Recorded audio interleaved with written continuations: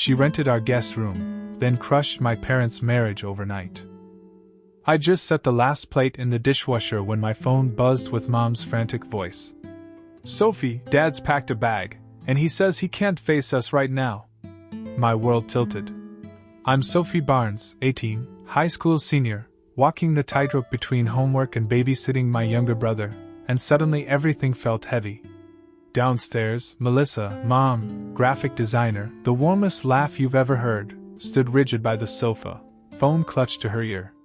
Beside her, Dad, John, 48, and usually the rock of our family, paced, his jaw clenched like he was fighting something inside. "Rachel said something odd," Mom whispered when she hung up. She ran a shaky hand through her hair. "She mentioned our anniversary date, July 12th, like she knew it firsthand." My stomach nodded. Rachel Ellis, the new tenant in our guest room, had only met us last week.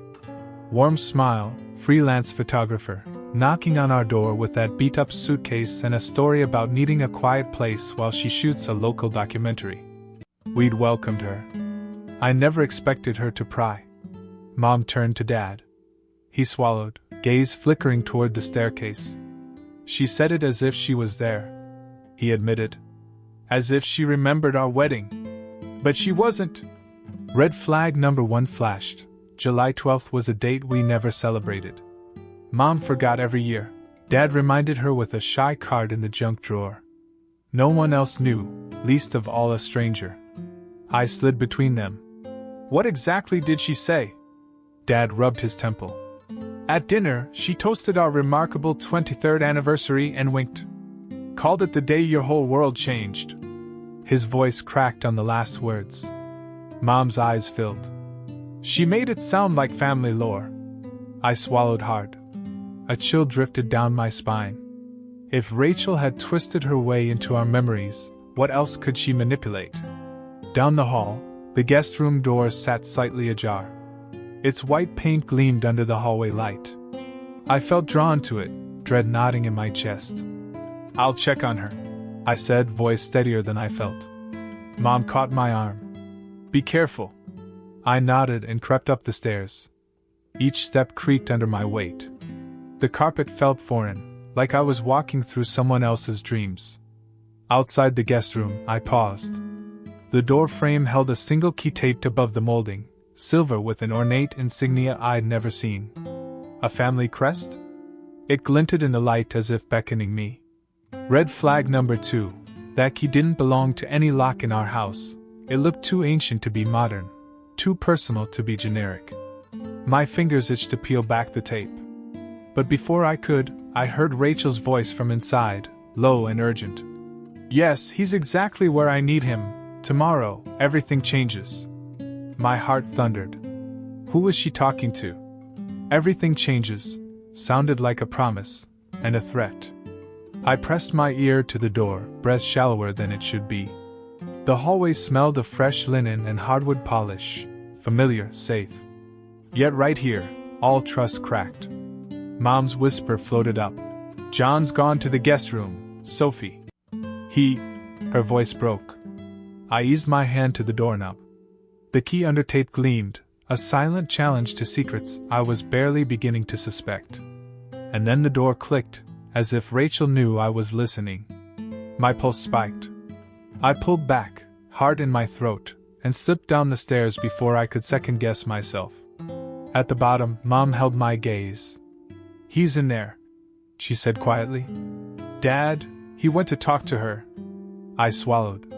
"Do you think he can fix this?" Mom shook her head, tears glistening. "I don't know, honey." We stood in the living room, the front door's antique key dangling in my mind. Outside, the night was calm, nothing like the storm that was gathering inside our home. Tomorrow, whatever Rachel had planned would unfold. And I wasn't sure our family would survive it.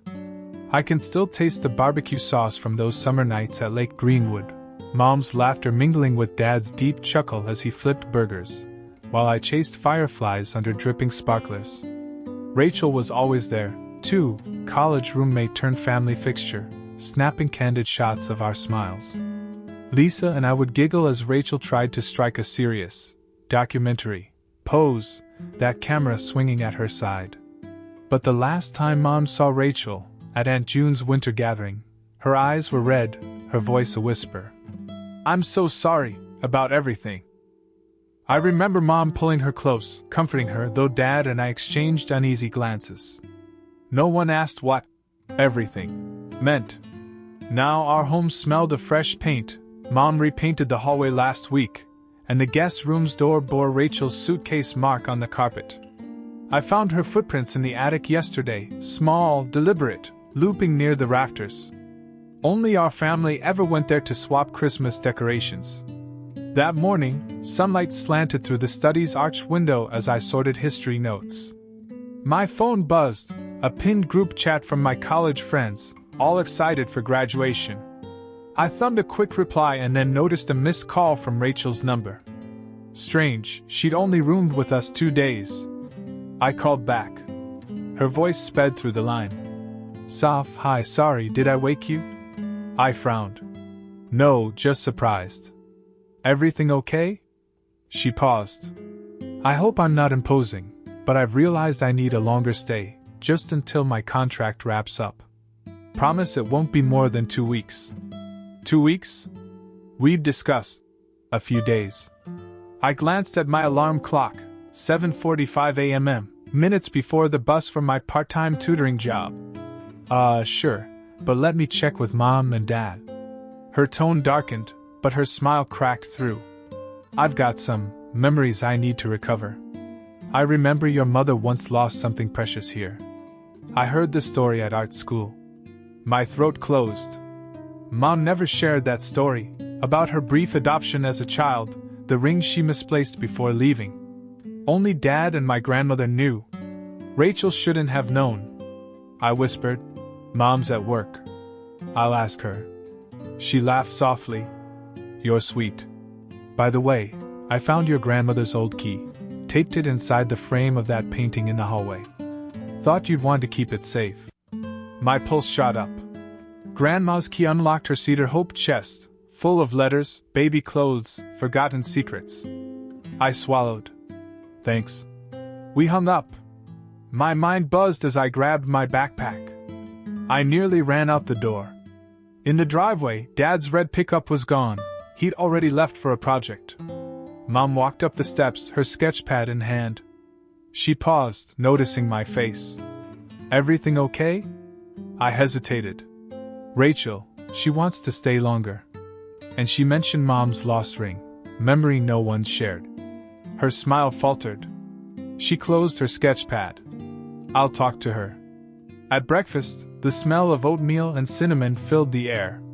Dad appeared, slipping off his hard hat. He kissed my cheek. "Big day?" I nodded, forcing cheer. "Just tutoring, and finals." Mom put down her spoon. "Rachel, can you join us?" Rachel emerged from the guest room in a soft gray cardigan, eyes bright. "Sure." She slid into the chair next to Dad and winked at him.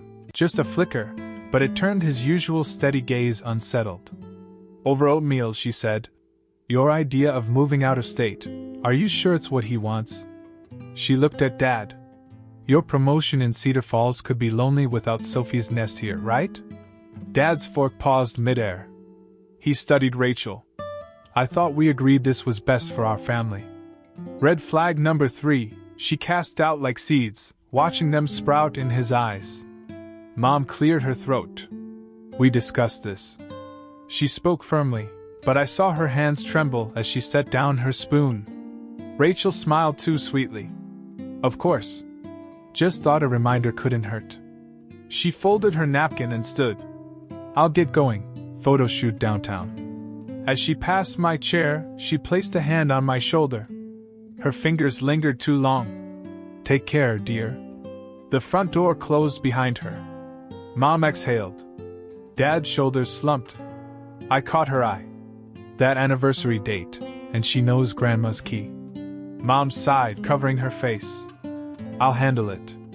That night, I lay in bed, replaying her words, her glance at Dad, the way the key appeared inside that painting. Then I heard her soft murmur down the hall. "Yes, he's exactly where I need him. Tomorrow, everything changes." My heart thudded. The attic door creaked above me. Someone was already inside our secrets, and Rachel was far from benign. I should have known it was coming the moment Dad handed Rachel that envelope, his hands trembling as he passed it across the dining table. That morning, the sunlight slanted through the kitchen window, illuminating half-finished pancakes and the top of Mom's sketchbook. I was juggling cereal bowls for my brother when Rachel drifted in, confident smile plastered on her face. "John, I've been meaning to ask," she purred, tapping the envelope with a perfectly manicured nail. "Could you lend me $7,000? Just until my client's payment clears."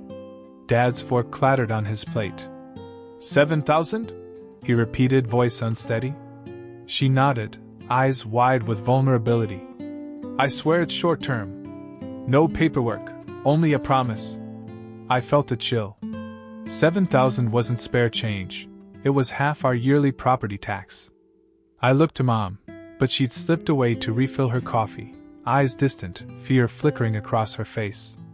Red flag number 3, she offered sympathy instead of a contract, playing on Dad's heart, not his head. Dad took a breath. "Rachel," he began, then paused, as if waiting for a sign from Mom. Neither offered one. He exhaled. "Okay. But I need it returned by month's end." She beamed. "Thank you, John. You're a lifesaver." But as she left with the envelope tucked under her arm, I saw Dad's face blanch. He set his jaw, stared at the envelope as if already regretting the promise. That afternoon, while I was at my after-school tutoring shift, Mom discovered her heirloom brooch missing from the jewelry box in her dresser top. It vanished without a trace, until Rachel reappeared with it at dinner, draping it around Mom's neck with theatrical concern. "I found this on the floor by the guest room," she said, voice soft. "I know how much family means. I thought you'd want it back."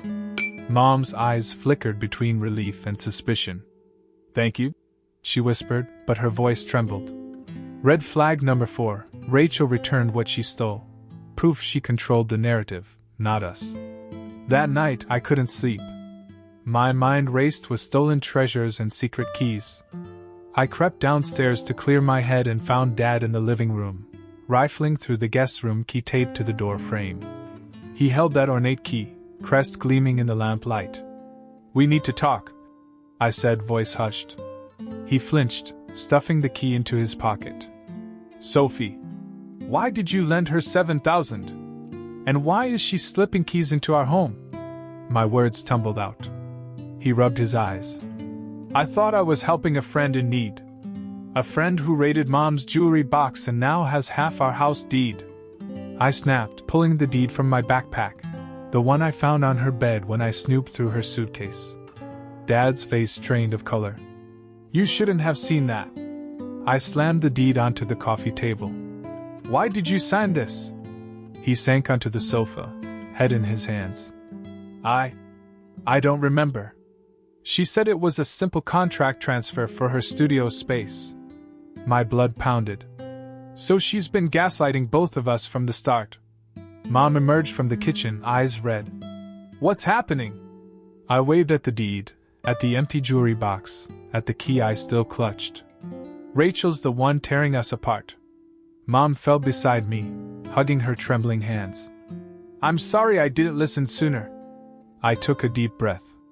"We have to expose her, before she steals everything we love." Mini cliffhanger. My phone buzzed, a text from an unknown number. "Tell John it was you who leaked the deed, or I'll make sure he signs the sale papers tomorrow morning." My heart froze. Someone knew our secrets, and they were willing to use them to shred our family apart. I woke to sunlight slicing through half-closed blinds, painting gold bars across my bedroom floor. My head pounded with questions I couldn't shake. Yesterday's whispers had woven a tapestry of doubt over our home, and I needed answers before the next thread unraveled the last stitch of our family. First stop, Rachel's social media. I settled at my desk, fingers trembling as I navigated to her profile. Anniversary posts, one after another, each caption dripped with intimacy. "Happy 23rd, John and Melissa. Your love inspires me every day." Remembering your June 15th vows, magical. Counting down to July 12th, your milestone, my inspiration. My breath hitched. She'd posted private tributes on days we barely acknowledged, let alone celebrated. Only someone with access to our calendars, and our hearts, could know those dates. I clicked through comments. Thank you for remembering. Mom had replied once, heart emojis littered beneath. But I never knew Rachel was the one who posted. The betrayal stung sharper than I expected. Next, I drove to Mrs. Delgado's house, the neighbor who'd mentioned Rachel slipping a key into our basement door last week. The early morning air smelled of freshly mown grass as I rang the bell. A soft chime led me into a neat living room, lace curtains drifting in a gentle breeze. Mrs. Delgado? I asked. She smiled, eyes lined with kindness. Sophie, dear. I'm glad you came. I explained, voice low, Rachel's midnight wanderings, the guest room key taped to our frame, her inexplicable knowledge of our anniversaries. Mrs. Delgado nodded gravely. That's not all, she said, beckoning me outside. In her yard, a garden gnome stood sentinel beside the fence. She pointed discreetly. Watermark? Curious, I stooped. There, scratched into the paint, was an ornate crest matching the guest room key, a tiny family crest we used on holiday cards for Dad's side. The gnome, the fence, both bore that same crest. I saw Rachel slip something under that gate at midnight, Mrs. Delgado whispered. I thought it was odd, like she was planting a message. My stomach churned. A coded symbol scratched into my neighbor's fence? Rachel was mapping our property, marking secret entry points, tattoos of access only she could decipher. Back home, my heart hammered with urgency. I scrolled through our family calendars, every shared digital event, and discovered 2 entries Rachel had added herself. Dad, check new contract. And, Mom, bring heirlooms to studio. Her username glowed in red as the event creator. She'd inserted herself into our private schedules. Armed with evidence, I marched downstairs to confront her. The guest room door stood half open, drapes fluttering inward. I knocked sharply. Rachel! She appeared promptly, hair pinned back, eyes wide as if surprised to see me. Sophie! Is everything okay? She straightened the bedspread with a practiced flourish. I held up my phone, screen glowing with screenshots. You added yourself to our calendars. You posted our anniversary dates as if you were family. You slipped a crest key into our frame. And you've been in the basement. Her lips curved into a sweet smile that didn't reach her eyes. It's all for your good. I just wanted to remind them how precious family memories are. She tapped her phone. See? I locked the door. No one else can get in. My chest seized. Then why tape a key to the frame? She's in my sanctuary, my home, twisting trust into guilt. I took a shaky breath. And last night, you were rifling through Mom's sketches in the attic. Her expression faltered. She glanced at the floor. I was looking for something important. Important? I echoed. You found Mom's pregnancy test, our secret. I pressed a folded piece of paper into her trembling hand. It was the discarded strip that showed a second child on the way. Mom's dream she never shared. She held it like a relic, eyes brimming. I'm so sorry. I found it under her bed. Red flag number 3. My mother's most intimate secret, her lost hope, could only come from someone who'd rifled through private drawers. I stood my ground, fury and betrayal warring in my gut. You're not here to be a guest. You're here to break us. Rachel's shoulders sagged. Her warm smile slipped. She fumbled in her cardigan pocket and produced, what? A deed. My heart lurched as I saw Mom and Dad's names typed in crisp letters. Half the house transferred to Rachel's name, signed in Dad's scrawl. Cliffhanger moment, I gasped, my fingers brushing the paper. Why would my father sign this? Rachel's voice was a whisper. He didn't know, he thought it was a business contract. Tears brimmed. The walls seemed to close in. My family's foundation, the wood and stone they built, was crumbling under the weight of deceit. I backed toward the door, clutching the deed. Tell me the truth, Rachel. What do you really want? Her eyes hardened, smile vanishing. Tomorrow, everything changes. As I fled the room, the deed burned in my hand and Rachel's cryptic vow echoed in my mind. Their guest room was never just a spare space. It was the epicenter of our family's unraveling. I never expected Grandpa's anniversary gala to feel like the courtroom of my nightmares. The Dawson Estates ballroom gleamed beneath crystal chandeliers. Spring air drifted through open French doors, carrying the scent of blooming lilacs. Tables bowed under linen cloths and polished silverware. Glittering gowns and tuxedos murmured as champagne glasses tinkled in soft applause. I stood just off the dance floor, heart pounding like a drum. Mom, Melissa, wore pearls and trembling pride. Dad, John, stood stiff beside her, gaze flickering between our family and the guest room door, where Rachel waited.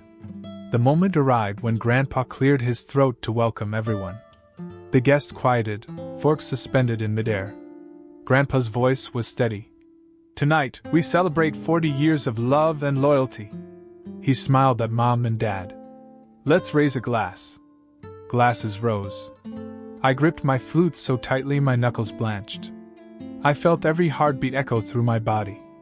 Rachel stood, gliding forward in a silk gown. Her smile sparkled, too precise to be genuine. She lifted a small velvet box and the crisply folded deed. Gasps rippled through the crowd as she opened the box to reveal Melissa's heirloom brooch, its emerald at the center gleaming like a guardian eye. Isn't it beautiful? She called out, voice sweet but cutting. She held it aloft. I found it in my guest room closet, dropped behind my suitcase. She flipped the deed open. Pages caught the light, our names typed beside hers.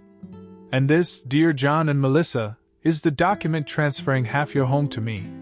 Signed by my dearest friend, your husband. A stunned hush fell. Silverware clattered as hands dropped back to laps. Mom's face drained of color. Dad's jaw worked like he fought to swallow a broken truth. Rachel's eyes glittered. I've been privileged to live in your guest room, witness your private moments, and gather the pieces I needed. She tapped the deed. Family means everything, so I made it official. I felt the room tighten around me. Somewhere behind the crowd, I sensed whispers, shock, pity, indignation. I realized Dad's shoulders had slumped, tears glimmering at his lashes. Critical choice. Dad cleared his throat, voice cracking. Rachel.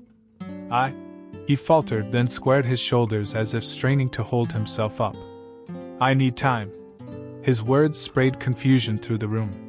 He turned and strode away, leaving Mom trembling under the chandelier's glow. I swallowed the lump in my throat. I wanted to scream at Dad to come back, to stand by the woman he loved. But Rachel had seized the moment, and I was next. Emotional peak. I stepped onto the dais beside Grandpa and Grandma, voice loud but shaking. Everyone, please. My words cut through the stunned silence. Rachel's manipulation ends now. I reached into my clutch and held up a small recorder. I recorded every late-night conversation she had with Dad and Mom. Rachel's throat bobbed. Her confident facade cracked. She glanced at the recorder. You can't, you wouldn't. I pressed play. From the speaker, Rachel's voice dripped with false warmth. Tell him you misplaced the brooch, or he'll think you never cared. Then my mother's voice, tight with disbelief. How could you go through my things? And Rachel again. I'll make sure he signs the deed tomorrow. No one will believe you. Gasps and whispers rolled through the crowd like waves. Grandparents' hands flew to their mouths. Mom's eyes filled with tears of relief and sorrow as she stared at Rachel. Dad froze in the doorway, face as pale as moonlight. I turned back to Rachel. You blackmailed us, stole our heirlooms, and twisted our memories. Why? She pressed her lips together, eyes hardening. You have no idea what I've lost. I shook my head. You used Dad's kindness. You betrayed us. Rachel's shoulders drooped. Then, with a strangled cry, she bolted for the door, clutching the brooch and deed like stolen trophies. In her rush, she dropped a small USB drive on the polished floor. It skittered toward my feet, its label bold and ominous. Everything. Truth or ruin. The ballroom chandeliers clicked and chimed as the crowd's shock turned to tense silence. Grandpa's hand fell on my shoulder. I bent and picked up the USB, heart racing. The label burned its promise into my mind. Cliffhanger. As Rachel's heels clacked away down the marble hall, I stared at the USB drive in my palm and whispered, "What have you gathered? And how much more can she destroy?" The morning after the gala dawned quiet and heavy. The Grand Dawson estate, once pulsing with celebration, now felt like a gallery of wounds too fresh to heal. I slipped from my bed, mine still echoing Rachel's furious heels, and crept downstairs, clutching the USB drive. In the kitchen, Mom sat at the table, empty coffee cup before her, eyes red but resolute. Dad stood at the window, shoulders rigid, staring at the empty driveway. Neither noticed me at first. I set the drive beside Mom's mug. She looked up, nodding. "You found it?" I exhaled. She dropped it when she ran. My voice trembled. "Label says everything? Truth or ruin?" Dad turned, jaw clenched. "We can't let her use it." His tone held both fear and determination. Fallout for the family. Over the next week, the drive proved to be the smoking gun. It contained encrypted voice files of Rachel's late-night blackmail calls, to both Mom and Dad, documenting her threats, her admissions of theft, and the cold calculus behind each betrayal. We handed copies to our attorney, pressed charges for trespass, blackmail, and fraud. Rachel's prosecution became local news. "Tenant turned torpedo topples marriage," splashed in headlines. She was arrested quietly at her apartment, voice unreadable as officers led her away in cuffs. The deed transferring half our home was voided in court. The heirloom brooch was returned, though Mom left it displayed in a glass case as a reminder of hard truths. Growth and healing. In the aftermath, Dad and Mom faced their fractures head-on. We sold the guest room, had it renovated into a shared study, and split the proceeds to cover legal fees and therapy sessions. Dad entered counseling for imposter syndrome, guilt over his misplaced trust and fear of repeating mistakes. Mom channeled her pain into a new art series. Shattered Reflections. Exhibited downtown, each piece a mosaic of broken glass and gold leaf, symbolizing beauty in repair. Sophie, my younger sister, spearheaded our weekly honesty dinners. Every Wednesday, we convened by the oak table, no devices allowed, sharing triumphs, fears, even mundane frustrations, missed deadlines, toddler tantrums, or small embarrassments. Walls of silence crumbled as each voice found its turn. Reflective takeaway. Rachel's betrayal taught us that true family bonds aren't unbreakable by default. They thrive only when nurtured by transparency and guarded with compassion. Secrets, even well-intended, can become weapons in the wrong hands. But truths, once spoken and heard, can rebuild foundations stronger than before. Final beat. A month later, I held the USB drive under my grandmother's old willow tree in the backyard, its branches draping like protective curtains. I pressed delete, watching progress bar tick to completion. The drive's light winked out. My heart eased. Mom joined me, slipping her arm through mine. Dad followed, hands empty but steady. Sophie skipped ahead, laughing as she chased fireflies among the roots. I whispered to the empty USB's shell. Some doors must stay closed, and some truths must set us free. As the willow's leaves danced in the evening breeze, I realized our family was no longer defined by the guest room's betrayal, but by the strength we found in reclaiming our story, together.